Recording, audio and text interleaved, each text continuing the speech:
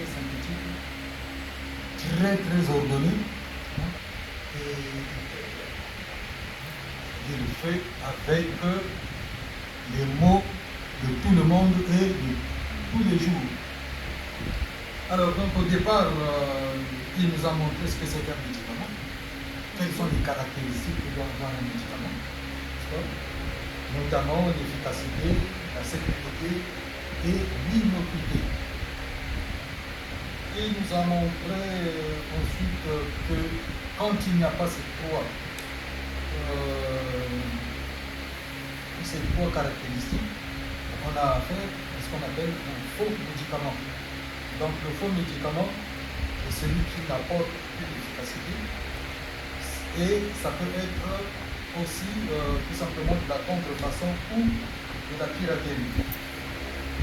Il nous a montré comment peut se faire cette perte d'efficacité, soit parce qu'il y a mauvaise conservation, soit parce que dans les conditions de manipulation, il s'est ajouté énormément de choses, ou alors la contamination du médicament. Et dans les contrefaçons également, il nous a montré que ça peut être des principes actifs qui ne sont plus actifs, mais que ça peut être aussi de la fabrication qui se veut tout simplement nuisible. On sait très bien qu'il n'y a aucun principe actif, mais pour gagner de l'argent, on met sur le marché un produit. Ensuite, il nous a montré donc l'ampleur de ce fléau. Et là, ça fait vraiment froid au dos. Parce que lorsqu'on nous dit que c'est le premier trafic au monde, devant même la drogue, et que c'est partout, c'est pas seulement chez nous, mais c'est partout dans le monde entier, il y a ce trafic de faux médicaments. Et ensuite, il est passé aux moyens de lutte. Donc, il faut contrôler la qualité, il faut qu'il y ait des laboratoires pour contrôler la qualité des médicaments qui entrent dans notre pays, et même les médicaments qui seront fabriqués. Et nous, moi je fabrique des médicaments, mais il faut qu'il y ait un organisme qui les contrôle quand même pour dire que ce que j'affirme, c'est vrai. Les moyens de lutte, c'est également la couverture en pharmacie. Nous a donné un chiffre qui est ahurissant, 0,000. C'est-à-dire que sur 10 km, vous n'avez aucune pharmacie, en fait. Et dans ces conditions, évidemment, on ne peut pas chercher à avoir un médicament réel, un médicament vrai. Il y a des génériques, et c'est vrai que là, il faut beaucoup communiquer parce que les gens ne savent pas quand nous allons en pharmacie. Le pharmacien ne vous le dira pas nécessairement. Vous tendez l'ordonnance et lui, il cherche à vous vendre le produit qui est marqué là parce qu'il coûte plus cher que le produit générique et donc son bénéfice, je suppose, sera un peu plus grand. Mais ayant l'habitude, lorsque nous avons une ordonnance, en allant en pharmacie, ayant l'habitude de dire, bon, voilà, je veux tel produit, mais est-ce que vous l'avez en générique? Et là, il a précisé, le générique, le moins cher. Parce qu'il peut y avoir aussi 3 génériques. Et j'en ne demeure pas nécessairement le moins cher. Il faut, pour mener cette lutte, il faut un mécanisme de solidarité, c'est vrai. Donc pourquoi est-ce que les gens font des sécurités mutuelles juste pour la mort de quelqu'un, alors qu'on pourrait en faire, n'est-ce pas? On pourrait faire une mutuelle pour nous aider, pour qu'il y ait une solidarité dans le domaine de la pharmacie. Et lorsque j'ai un malade, n'est-ce pas, je peux aller à ma mutuelle, on me donne quelque chose et je peux régler mon problème. Et puis, il a insisté pour lutter contre le faux médicament, il a insisté sur la communication. Il faut absolument qu'on communique, qu'on montre aux gens dans les paroisses, c'est là où il y a grandes rencontres de gens. Dans les paroisses, on devait faire ce genre d'exposé. On nous reproche très souvent aussi de faire des exposés ici. Mais en réalité, on voit souvent aussi dans des églises, hein, lorsque les paroisses acceptent, nous, on va faire des débats là-dedans. Hein. La démocratie, est-ce qu'au sein de vos chorales, n'est-ce pas, on peut changer les dirigeants, ou bien est-ce qu'il est inamovible? Voilà. Mais c'est vraiment des lieux de rupture, ce que nous appelons nous des foyers de rupture. C'est là où on peut créer la rupture avec les mauvaises pratiques, les anciennes pratiques. Il y a là dans les églises non seulement de chorales, de fraternité, mais les mouvements de jeunes. Il y a aussi des mouvements de jeunes, mais on sait qu'il faut beaucoup travailler avec la jeunesse. Voilà, donc, et puis en conclusion, donc, je montre que ce n'est pas avec la répression, on peut aller passer les petites choses des Banamandana, mais dans 3 jours, dans une semaine, dans un mois, ils vont revenir. Donc, il a proposé un certain nombre de mécanismes qui peuvent nous permettre de lutter contre ceci pour que les Banamandana s'éteignent d'eux-mêmes. Voilà, donc nous allons vous donner maintenant la parole pour poser vos questions et quelques problèmes de complément aussi.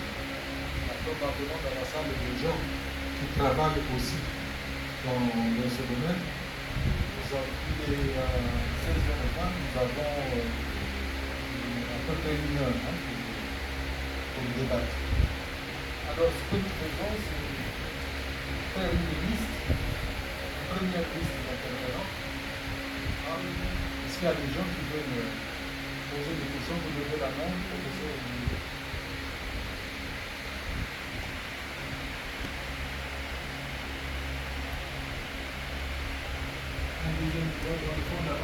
C'est quel nom? Pardon? Atino.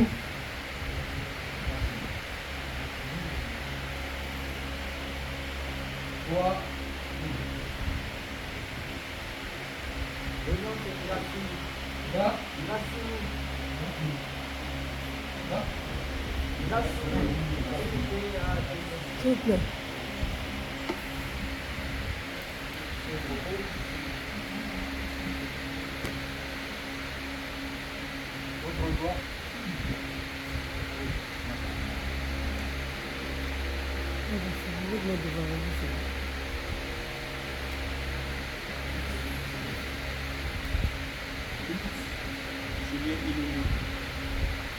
Julien Ilungu.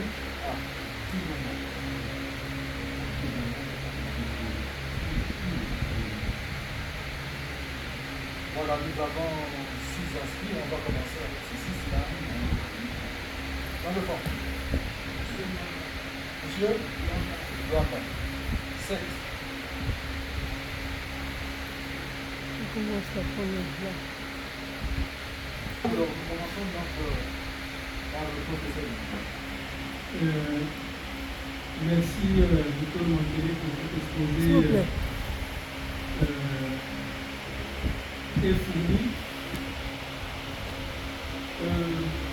Moi, la question que je me pose, c'est celle de savoir si notre pays forme suffisamment de pharmaciens.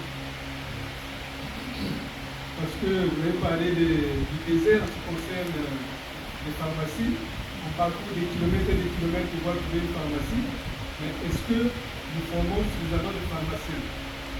Et est-ce que tout est mis en œuvre pour leur permettre de s'implanter sur le territoire? Deuxième question, est-ce qu'il y a aujourd'hui un laboratoire au Congo qui contrôle tous les médicaments qui rentrent au Congo?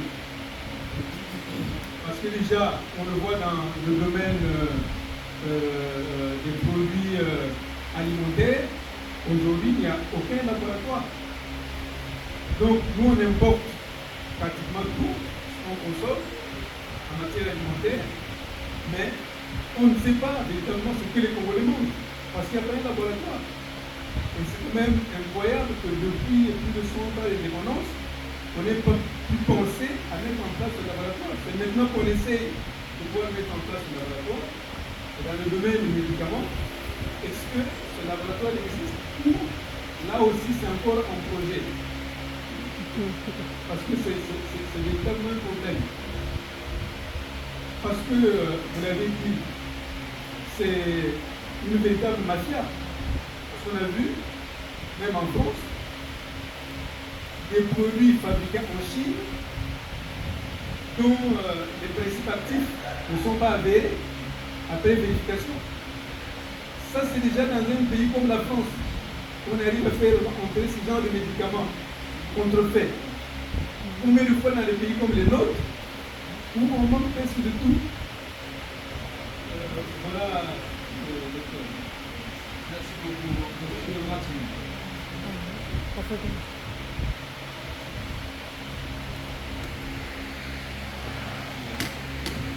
Merci beaucoup de la parole. J'ai quelques questions. La première question, c'est par rapport à la définition du concept faux médicament. Parce que quand je vous ai suivi, dans le moment, je comprenais que le faux médicament, c'est le mauvais médicament.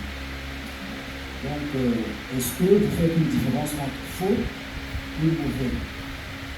Et est-ce qu'il y a une source officielle, une législation, un décret, une agence des Nations Unies qui aurait défini le concept faux médicament? Deuxième préoccupation, c'est par rapport au laboratoire de contrôle de qualité des médicaments. Vous avez dit qu'il n'y en a pas au Congo. Je me dis, est-ce que au moment de l'importation du médicament, le ministère de la Santé ne peut pas exiger aux importateurs de présenter, par exemple, l'autorisation de mise sur le marché de ces médicaments-là émanant du ministère de la Santé où ces médicaments ont été fabriqués. Par exemple, si c'est un médicament qui provient de la France, le ministère de la Santé congolais demande une copie de l'autorisation de mise sur le marché de ce médicament auprès du ministère français de la Santé. La troisième préoccupation, c'était à propos des médicaments génériques. Bon, étant donné que c'est des médicaments pour la plupart, donc les brevets sont déjà expirés, donc les molécules sont dans le domaine public. Je me dis, est-ce que au niveau du Congo, aussi au niveau de la CEMAC, on ne peut pas entreprendre une démarche pour commencer à fabriquer les médicaments génériques dans la sous-région? Merci.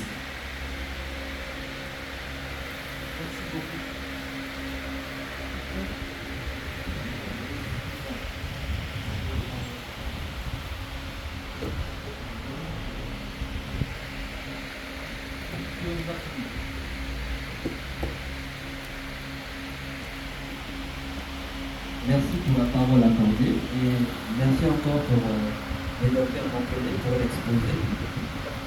Alors, j'ai trois questions. La première, où êtes-vous avec la première stratégie de lutte contre les faux médicaments? Je vais revenir sur les stratégies que votre association a annoncé. La première stratégie, celle de la création,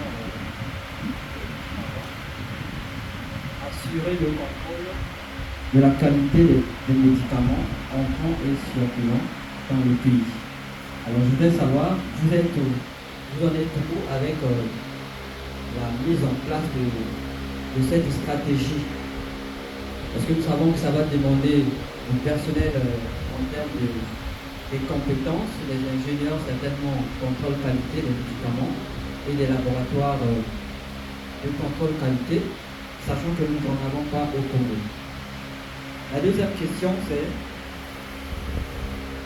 est-ce que, c'est une question que je voudrais demander au docteur, est-ce que la création des laboratoires de conception des médicaments ne devrait pas être encouragée au Congo. Parce que moi je vous dis, si nous-mêmes les Congolais, nous fabriquons des médicaments, nous pensons que d'une certaine manière, nous allons faire des efforts à éviter les médicaments de la grande façon. Au risque que ton propre médicament que tu as inventé, vous avez inventé, qui est faux, tombe entre les mains de votre propre enfant, et puis l'enfant va consommer, et voilà, ce qui va arriver n'est pas bien. La troisième question, puisque vous êtes docteur en pharmacie, certainement vous avez une pharmacie. Je voudrais savoir ce que vous savez sur ce que les autorités font sur les médicaments qui viennent par voie pharmaceutique. Quand les pharmacies reçoivent des médicaments, est-ce qu'il y a un contrôle au niveau des autorités? Puisqu'il n'y a pas de laboratoire, qu'est-ce que eux ils font en fait? Entre les laboratoires qui amènent les produits, vous les pharmaciens, et les autorités, qu'est-ce qui se passe dans cet espace de 3 unités? Merci. Merci beaucoup.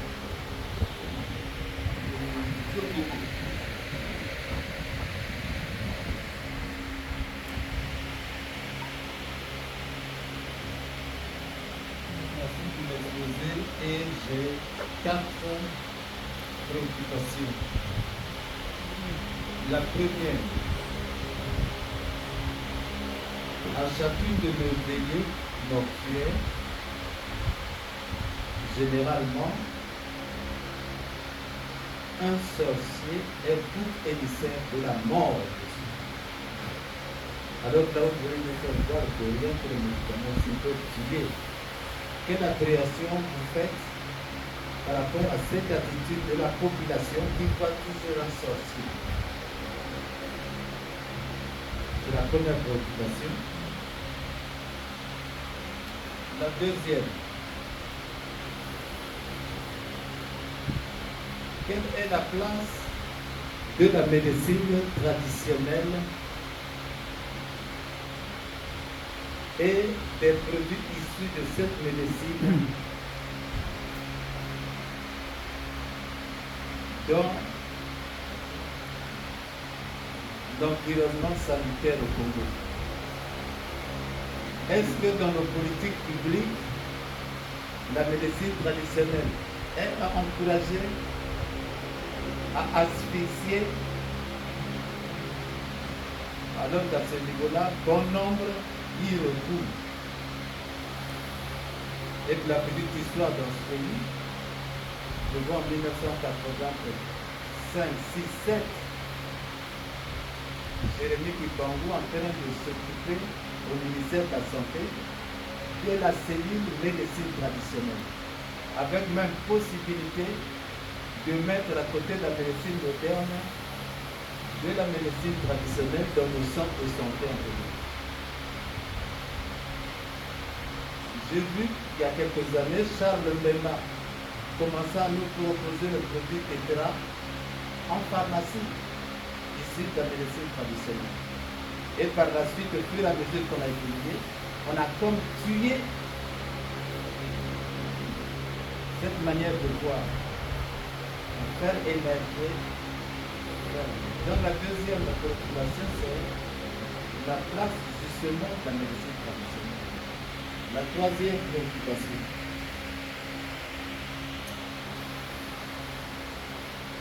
est-ce le plan national de santé ne serait pas une bonne occasion de mettre tous les acteurs ensemble, et l'État et la société civile, etc., en train donc de définir les politiques pour qu'à la fin, dans l'application,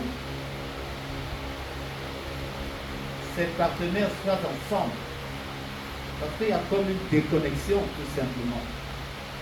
On a tendance à voir l'État faire tout, alors que l'État ne peut pas faire tout. Et vous, justement, de la Fondation, il y a beaucoup de prérogatives d'État que vous prenez par devers vous. Même la cartographie des pharmacies serait une préoccupation du ministère de la Santé. Moi, je vois le projet de 12 hôpitaux dans chaque département, ça va dans ce sens-là. Donc, dans la définition des politiques, souvent on est ensemble. Ce qui fait que c'est disparate. Même vous, quand vous faites dans le cadre de la fondation, quel est votre poids avec le ministère de la Santé? Comment le ministère de la Santé peut vous accompagner dans ces gens de politiques? Pourtant, c'est la même thématique. Regardons le peu. Donc, le plan national de santé, ils ne sont pas. On n'est pas ensemble pour le définir. Malgré le plan national de développement, on n'est pas ensemble. On ne les évalue pas. Donc, et enfin, la dernière préoccupation, c'est sur la zone de libre-échange qui se mettra en vigueur dans 5 ans. Déjà, en temps précis, vous avez fait voir que dans le secteur du médicament, mais comme dans la mer. Combien de fois libre-échange, frontières poreuses, qu'est-ce que vous envisagez? Merci beaucoup. Merci beaucoup, M. Ndeko. Madame.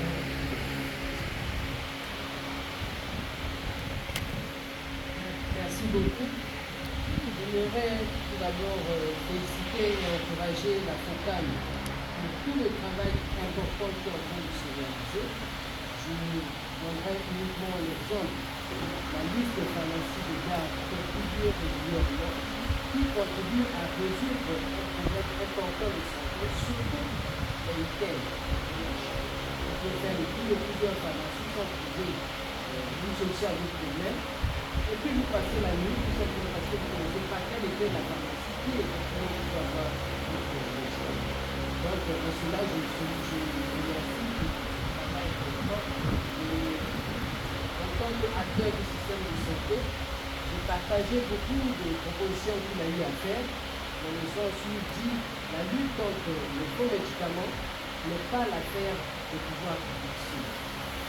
C'est l'affaire du citoyen qui doit encore faire quelle structure se diriger pour avoir un bon médicament. Et un médicament efficace, sûr et inoffensif. Parce que c'est ça la définition. En voulant se faire soigner, on peut tomber sur un médicament de qualité inférieure et compliquer encore son état de santé. Je pense que ce n'est pas l'affaire du praticien seulement, mais c'est l'affaire du client. Maintenant, une des raisons qui fasse que les populations s'orientent vers les faux médicaments, c'est aussi le coût. Le coût d'accès aux médicaments est parfois très élevé. Dans ce sens, avec la caisse d'assurance maladie qui va devenir internationale, une partie de cette préoccupation de la population pourra trouver une solution. Je voulais maintenant revenir sur la question de la sensibilisation, la communication sur laquelle il a beaucoup insisté. Et le modérateur ici est revenu sur ça, en disant qu'on communique effectivement plus d'individus. Et c'est là ma question. Au niveau des églises, il y a parfois des dons de médicaments qui sont faits. Les dons de médicaments, et quand vous regardez, parfois les boîtes qui ne répondent plus aux caractéristiques. Quand on parle du contrôle de qualité, ce n'est pas forcément le contenu chimique, mais déjà l'aspect de la boîte, de l'emballage peut déjà être. Dans une même plaquette, si vous avez des contenus de couleurs différentes, ça aussi ça peut être.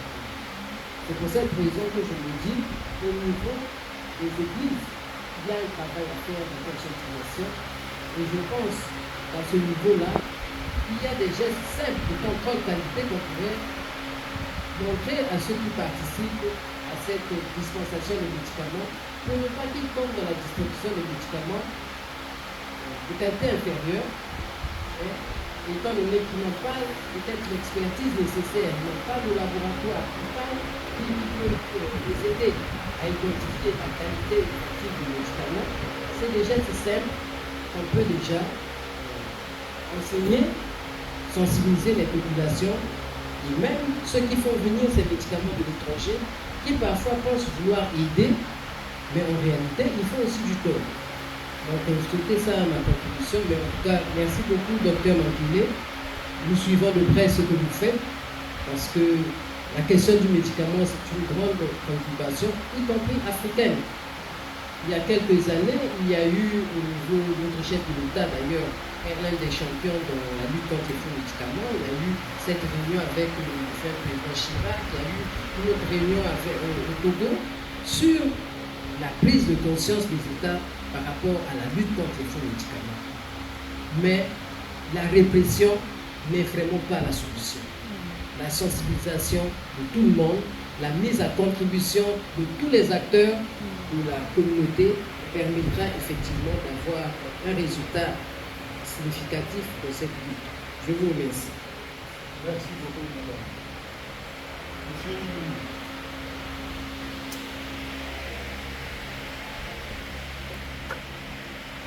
Merci beaucoup.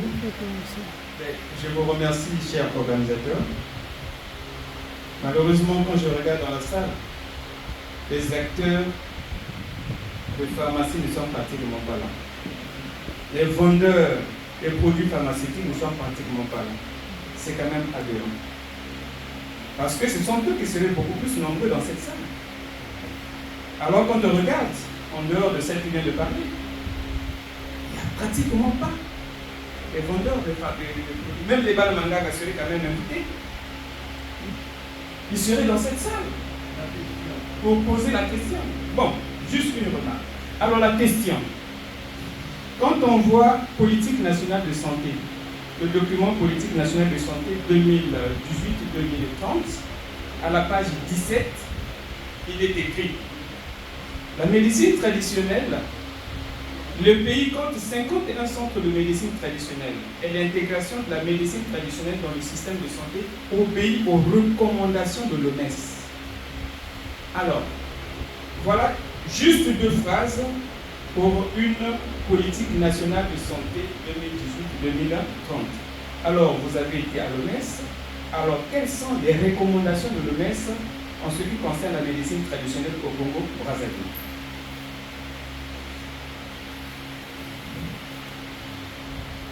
Alors, nous avons constaté que 80% de la population africaine font recours à la médecine traditionnelle. Ça, il n'y a rien à faire. D'autant plus que vous l'avez démontré ici, 0,00097% des firmes pharmaceutiques qui asservent la vie de Congo, pratiquement.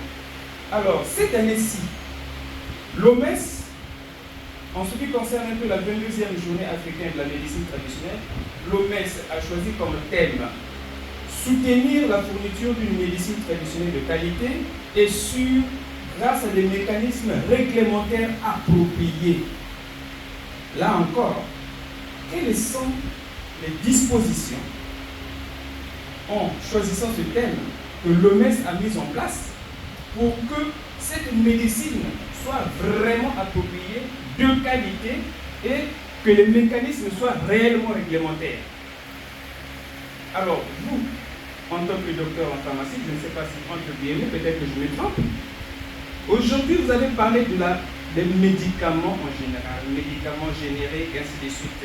Alors que nous avons aussi des médicaments qui se trouvent au niveau de la médecine traditionnelle que aujourd'hui la majorité de la population raffole en quelque sorte. Est-ce que vous avez déjà pensé à ça? Et à ce niveau-là, comment déceler un médicament qui est vrai et un médicament qui est faux?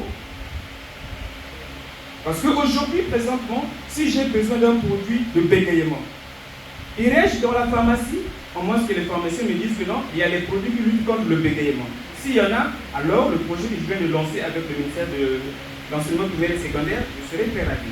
Donc, il y a ces produits qu'on peut trouver facilement en pharmacie pour régler certaines pathologies. Par contre, il y a ces produits qu'on peut trouver chez les tradithérapeutes pour régler certaines pathologies, pour soigner certaines pathologies. Alors, dites-moi, est-ce qu'au niveau de votre fondation, il y a des arrangements, des initiatives dans ce sens-là? Merci. Sinon, que j'avais beaucoup de questions sur le premier titre qu'on nous avait annoncé pour ce thème d'aujourd'hui. Merci beaucoup. Je vous remercie.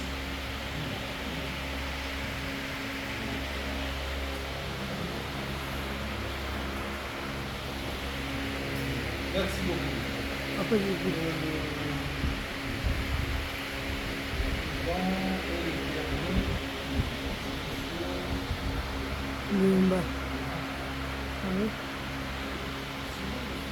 Bon,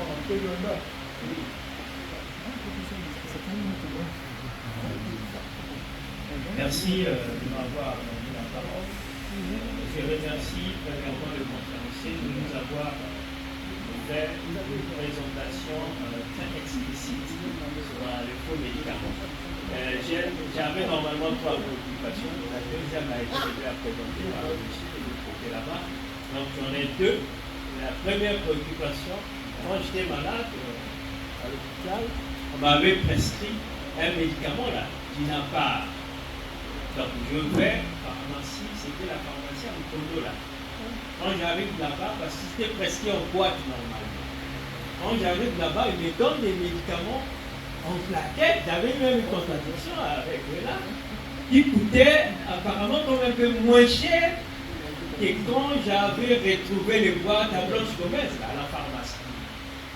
J'aimerais juste savoir, parce que quand j'arrive là-bas, on me vend la plaquette à 1400. On me vend 2 plaquettes, mais pas dans une boîte. Maintenant, le lendemain, comme la pharmacie n'avait pas vendu, c'était un dimanche. J'ai fouillé les autres pharmacies, il n'y en avait pas, je me suis retrouvé à Blanche Gomez.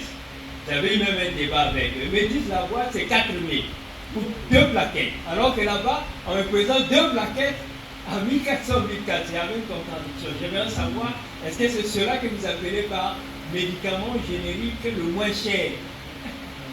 Maintenant, ma deuxième préoccupation, puisque l'autre a été présenté par le monsieur là-bas, donc la toute dernière, est-ce que vous faites aussi attention à ce qu'on appelle actuellement la médecine cellulaire? Parce qu'actuellement, on nous parle par exemple des sociétés de marketing de réseau qui nous présentent aussi des produits. Il y en a qui nous disent même que certains produits semblent même soigner toutes les maladies. Moi, je prends des sociétés comme le Tianchi, comme l'Internal, et ainsi de suite. Qu'est-ce que vous faites, vous, en tant que fondation, pour essayer un peu de mettre aussi de l'ordre de ce côté-là? Est-ce que dans le cas de ces médicaments-là qui nous présentent, qui ont été étudiés dans les grands laboratoires, apparemment, quand on essaie souvent de lire leurs notices, apparemment, c'est des grands laboratoires. Est-ce que c'est vrai ce qu'ils nous disent que, parce qu'ils nous présentent aussi apparemment certaines molécules aussi qui sont vendues parfois en pharmacie, mais c'est comme un peu des tisanes, mais modernisées. Parce que ça soit le palu, il y en a même qui a dit, ça peut soigner même le VIH. Ouais, est-ce qu'on parlera du faux médicament dans ce contexte-là aussi? J'en ai terminé. Merci. Merci beaucoup. C'est la fin de notre liste. Alors, je vais poser aussi